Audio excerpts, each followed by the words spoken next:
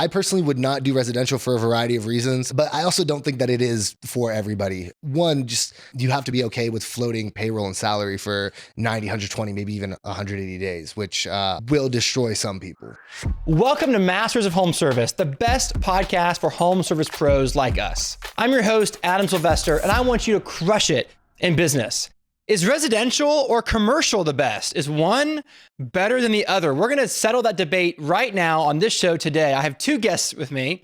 One is only residential, and the other one is only commercial and government contracts. So it should be fun. We're going to hash out all the pros, all the cons, all the benefits, all the drawbacks of both to help you better understand both industries so you can choose what's best for your company. My first guest today is Anatoly Nazarov. And you do commercial cleaning, is that right? That is correct, yes. All right, why don't you introduce yourself and tell us who you are? Yeah, most definitely. I'm Anatoly. I own a commercial cleaning company. We do post-construction government contracts and maintenance contracts for commercial buildings. And then I also own two construction companies as well. Okay, awesome. Glad you're here. Thanks for being here. Thank you. All right, Savannah? Yeah, my name is Savannah Revis. I own Earth Love Cleaning. We're a non-toxic, eco-friendly cleaning company.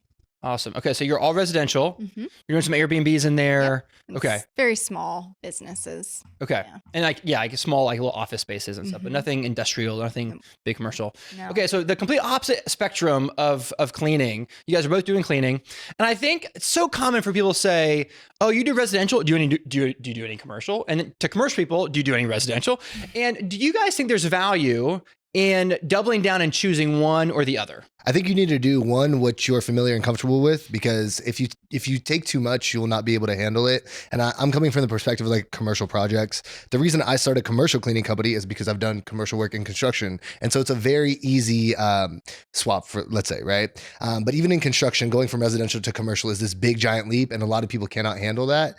And I think if you're starting a business in cleaning, starting with residential is probably the right choice 99% of the time, especially if it's your first time ever running a business. You're going to get experience with managing crews. You're going to get experience with customers and payments and invoices, XYZ, and then you could probably grow into it in the future. So yeah, that's kind of my opinion on it. Yeah. Yeah, no, I would definitely agree with that as well. I think commercial, there's a lot more stipulations and contracts and hoops to jump through and certifications to get and chemicals to buy.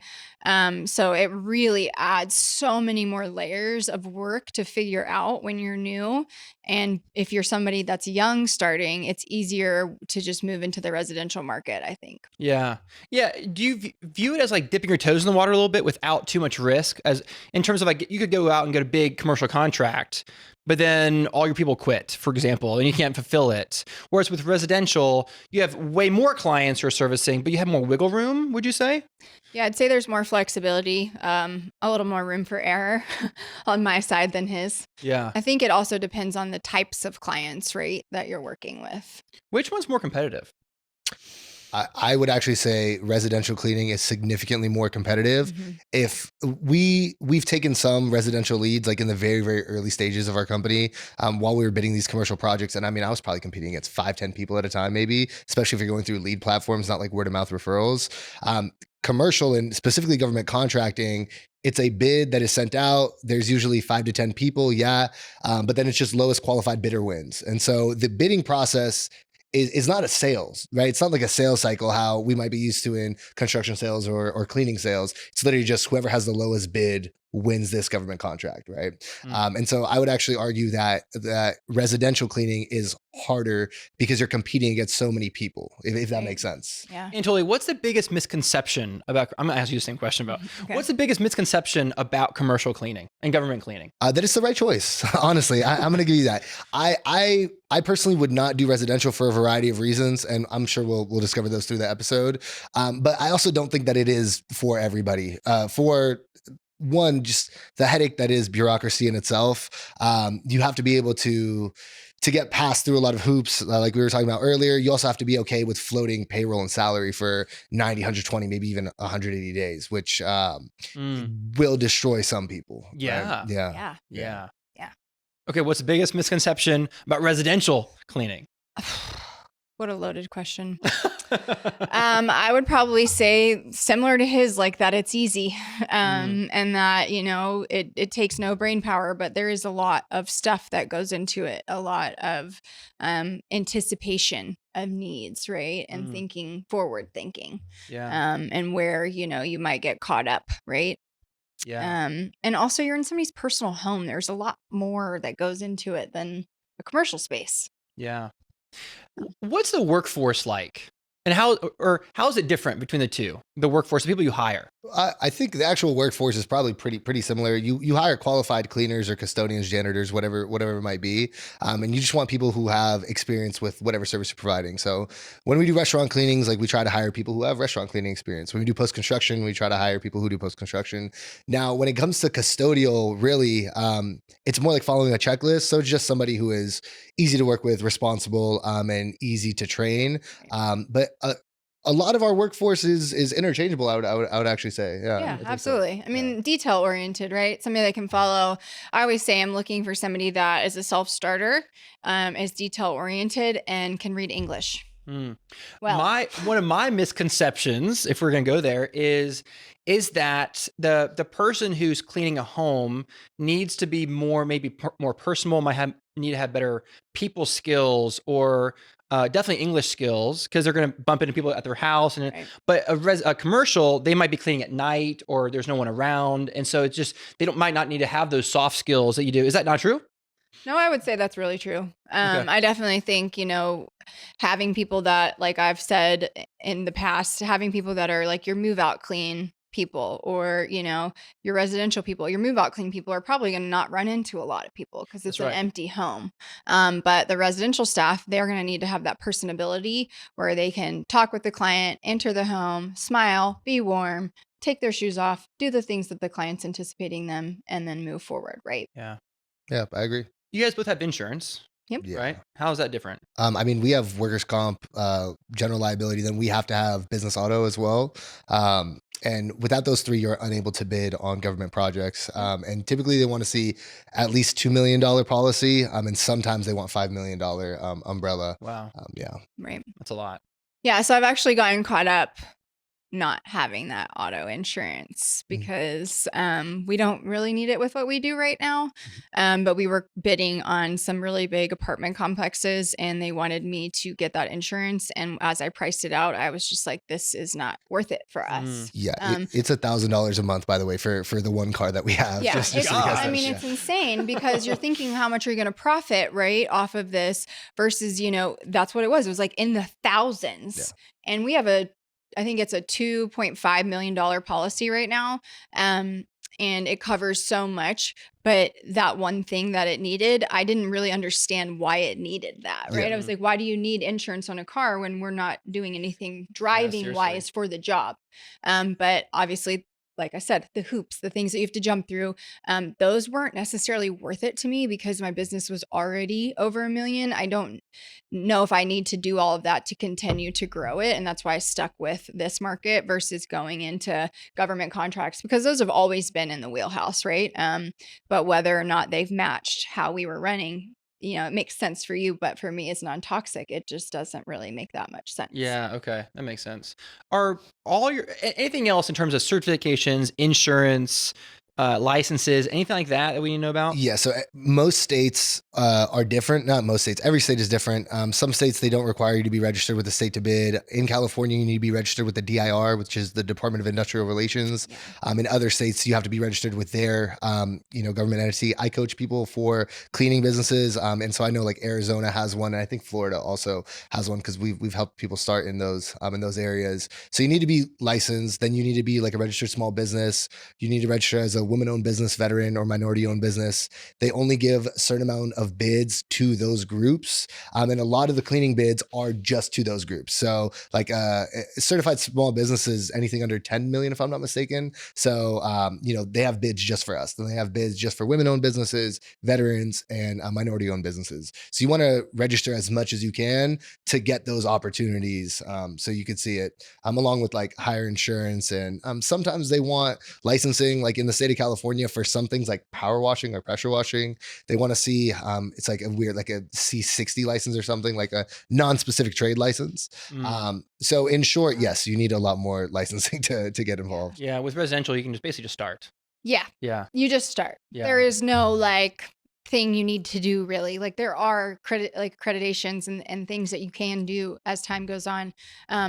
But we're not dealing with that level of I guess structure, and there's a lot of rules. Yeah. And there's a lot of stipulations, and there's a lot of things that have to be done a specific way because they are government, because they are these big buildings with these big insurances and all these different things that are going into it. And there's much more liability. Yeah.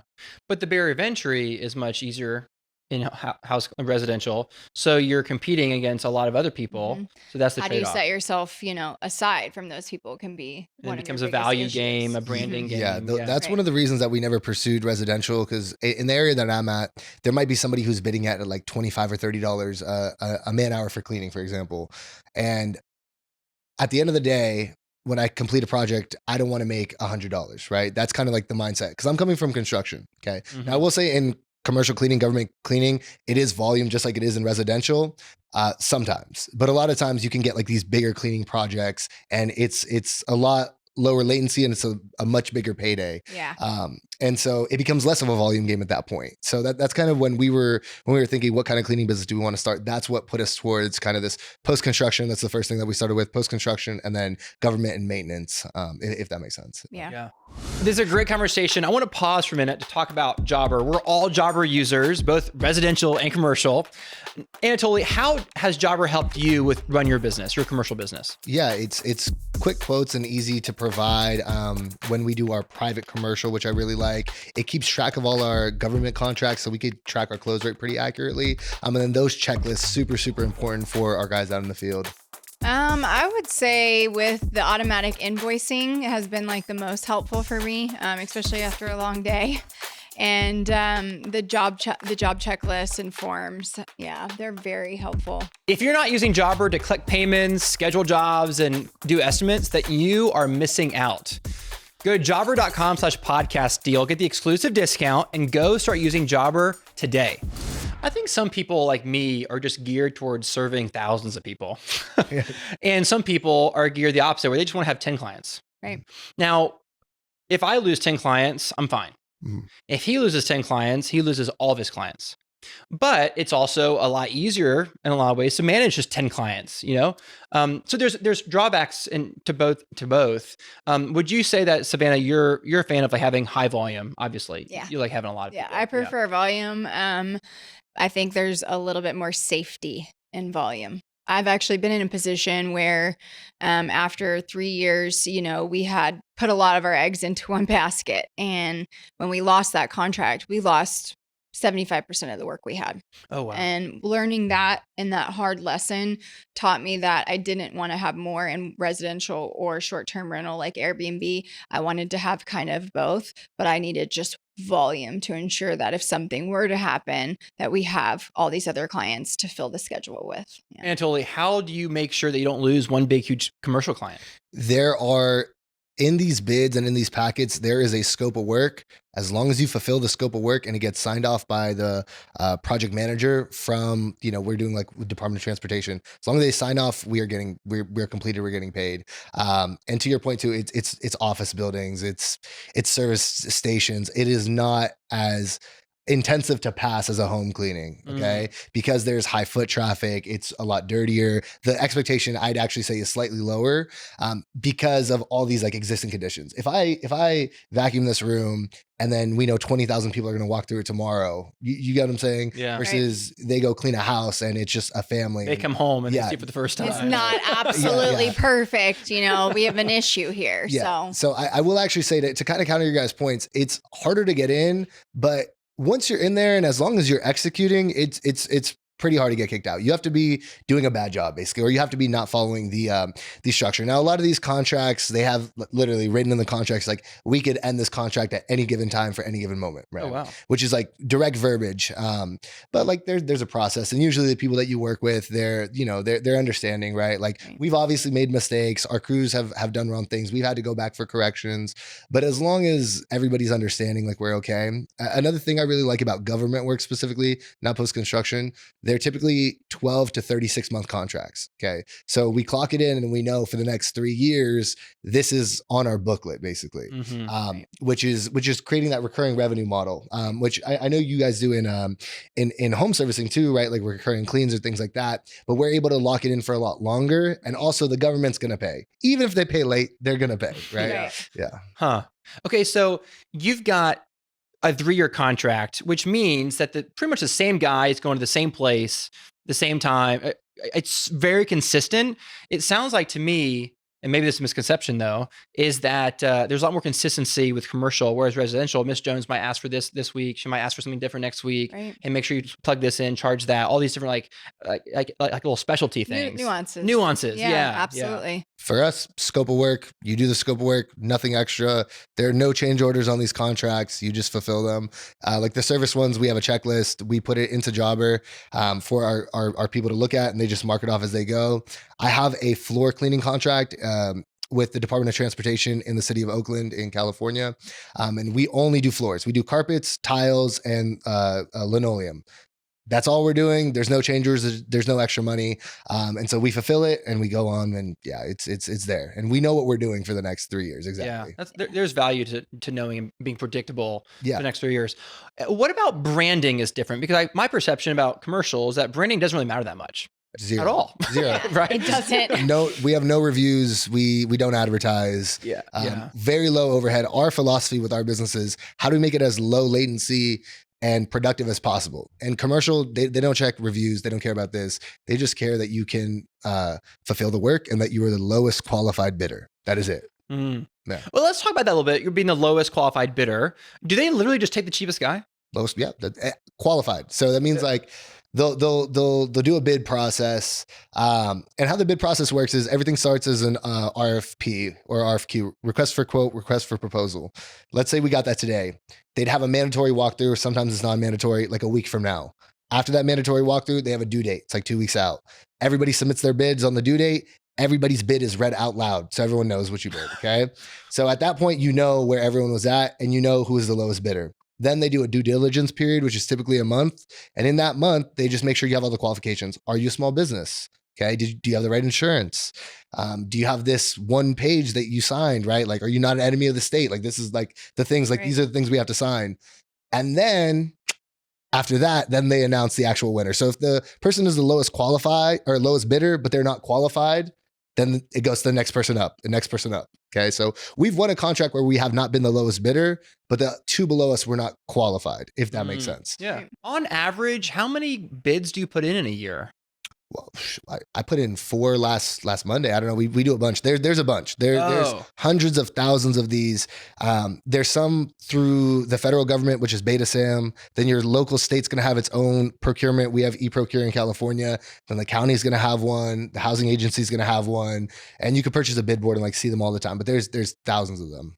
Yeah. I'll be darned. This is obviously Savannah and I, we're similar. Yeah. I don't know anything about this world. It's pretty fascinating. So you're constantly putting in a lot of bids. That means you don't get very many bids. It sounds like approved.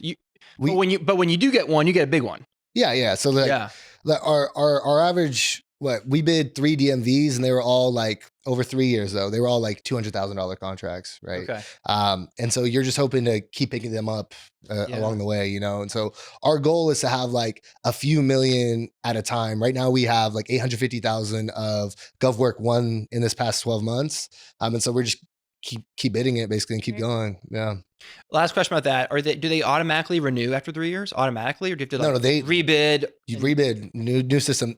In some of them, they even have verbiage that's like after 3 years, we could extend it by a year if we want to. Okay. Or they could have it's a 3-year contract, but we could cancel after 12 months.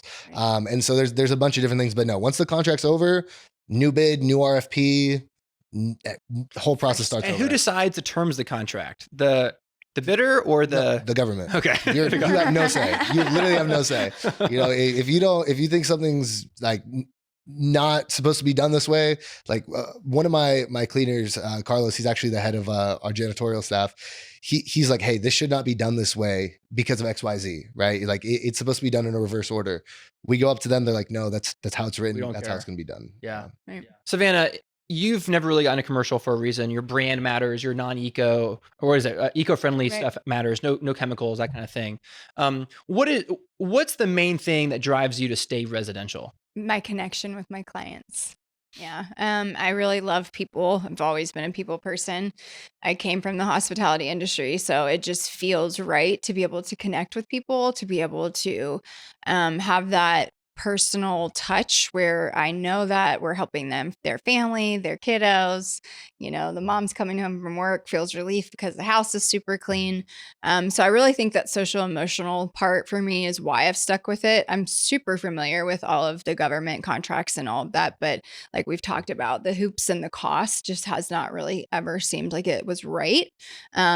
Is it always in the back of my mind? Yes.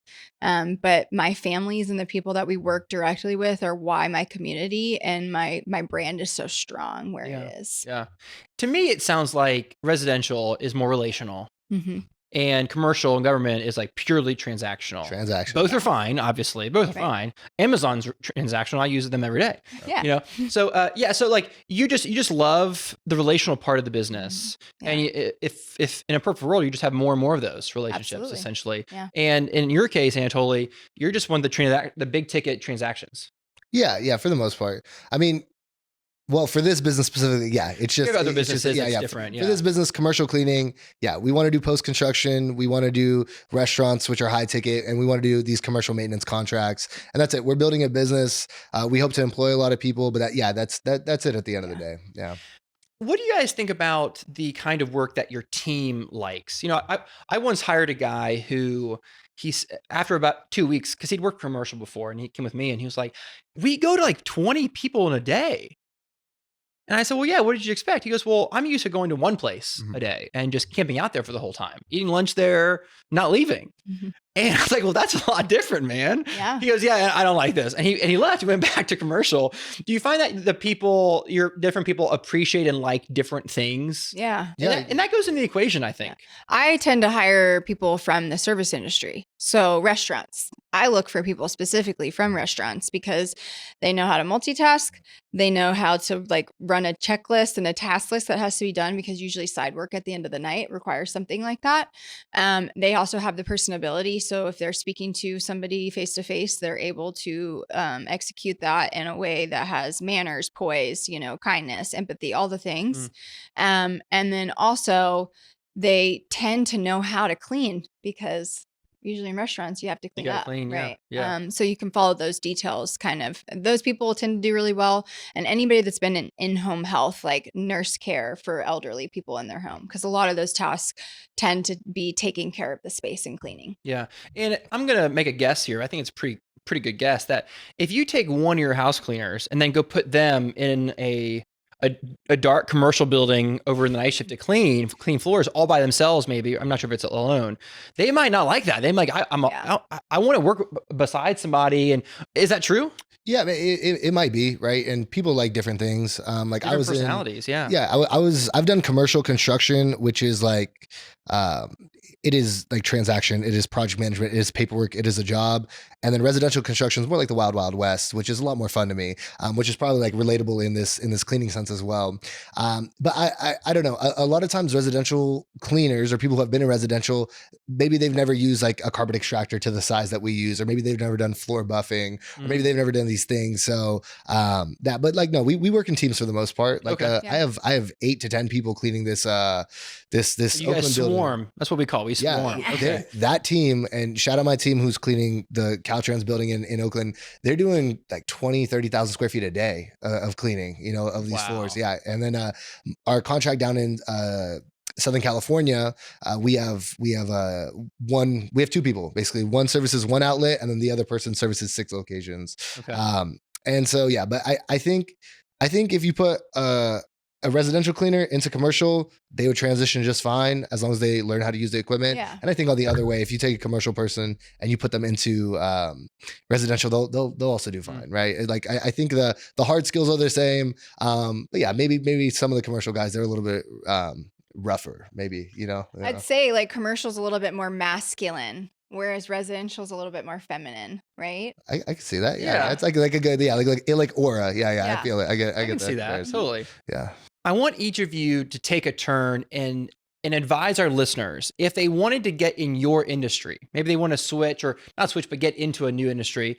What would be the first step for commercial, first step for residential? I'd say for residential is knowing what you're going to be using supply wise and how you're going to structure your cleans, like what's going to be included in your basic package, your deep clean, and are you going to have hourly rates? Are you going to have flat rates? Those are like the main important things to really structure out before you start, so you can kind of know what your profits are going to be, how much you're going to be spending, and if it's even going to be like worth it in the long run. Yeah.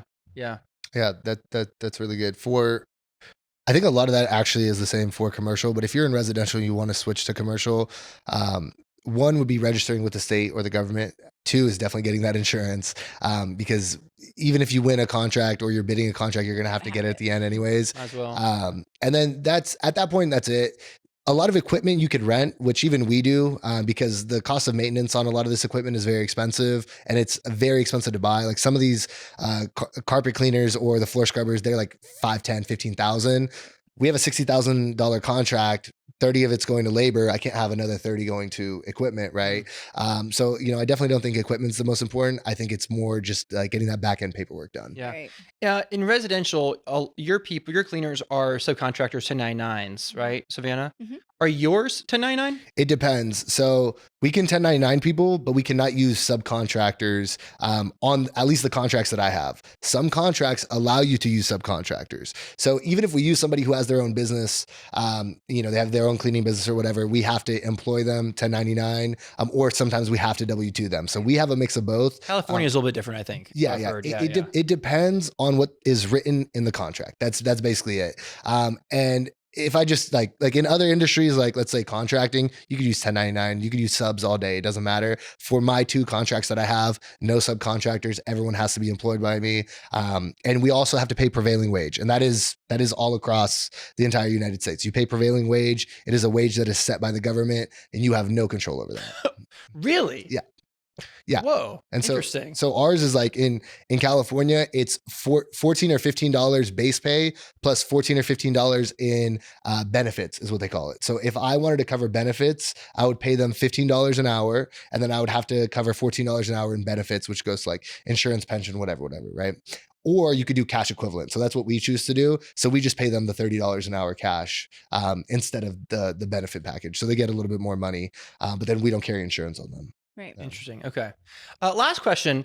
A lot of times I think people try to toe the line between like, well, I do a little bit of both. Okay. And I think that's possible. And here's why I think it's possible. I think that if you're going to have these long floats, like you said earlier, Anatoly, about like sometimes you don't get paid for 6 months, a residential side of the business that's cash flowing constantly can be really helpful in a situation like that. But I also think, don't you guys agree that like, our listeners just need to do it. They need to be intentional. They need to choose. I really strongly advise people not to wander into one or the other. You need to like have a plan. You need to do it intentionally and not to be like, yeah, wake up one day like, yeah, I guess I do both now, commercial and residential. And I think they need to have like a plan for both. Would you guys agree or add to that? I would say you need to have a why for everything, or you won't have the drive to hold you to that when the problems start to arise, right? So what would be your why? Are you trying to open more revenue and jobs for your cleaners, or are you, just not doing that well in this department? So it's really knowing why so that you can use that to fuel every step you take forward. Yeah, I agree with that. And then for us at least, like these commercial projects that might net 60 us, which is really like a net, like I said, 90 or plus. That's why we do have like post construction, or we have these restaurant cleanings, or like service contracts with commercial that is not government. So we bill them weekly. But I am a commercial cleaner, and that's what I'm sticking to. And I don't want to be a residential cleaner. And I'm sure you would say the same thing. And so I do agree with you. There are people who do both all the time, and maybe they're successful, maybe they're not. But like for me, I see it like I'm a commercial cleaner. cleaner and I'm going to clean on the commercial side. And that's what I want to do. Right. Yeah. There's something to be said about, niching and choosing like a direct path, right? And really focusing on that and being an expert at that before you expand to another form, right? So I think, if you find one and you can stick with it and you can really pour your heart into that, you can grow that better than if you're trying to get 50% here and 50% there. Yeah. The largest house cleaning companies don't do commercial. And the largest commercial companies don't do residential. Yeah. There's a reason for that. 100%. Yeah. Well, this is a great conversation. I appreciate all the insights on between residential versus commercial. These are the three things I see are the biggest differences. Number one is cash flow. With residential, you're gonna be cash flowing every day, every week, constantly, and you're never gonna be really waiting for your money for the most part. But with commercial and governments, you might be waiting 30, 60, 90, 120 days, maybe even more to get your money, which might be okay because it's a big payout. But if you need that cash, it can be really stressful. So you have to plan for that accordingly. Number two is branding. With residential, you're going to put a lot of emphasis on your brand. It has to be warm, has to be friendly, has to be professional. With commercial and government, that doesn't really matter that much. And it just becomes an overhead cost that isn't necessary. And so when you're looking at residential or commercial, the brand might be a big factor for you. Number three is one is relational and one is transactional. Both are fine, but if you tend to be more of a people person and you really just care about the vibe of the company, residential might be better for you. But if you care about bigger transactions and bigger contracts, then commercial or government is probably the way that you should go. Thanks, guys. That was awesome. Thank you. How do people find out more about you, Savannah? You can find us at earthlovecleaning.com or you can find me at Savannah Revis on LinkedIn. Nice. And you can find me average.bro.aesthetics on Instagram and TikTok, as well as my cleaning page, which is NP Cleaners on all platforms. Cool. Anatoly, you're crushing it in the commercial. Savannah, you're crushing it in residential. Keep it up. Both of you guys. Yeah. Thank you. On the next episode, we're breaking down how simple automations can give you hours back every week. From lead follow-ups and review requests to client check-ins and data dashboards, we'll show you how to build systems that run in the background so you can focus on growing your business, not just managing it. Follow or subscribe today so you don't miss out. Thanks for listening. I hope that you heard something today that will help you better understand the differences and the benefits and the pros and cons of residential and commercial. I'm your host, Adam Sylvester. You can always find me at adamsylvester.com. I want to hear from you. Let me know what you think about the podcast. Your family, your team, and your clients deserve your very best, so go give it to them.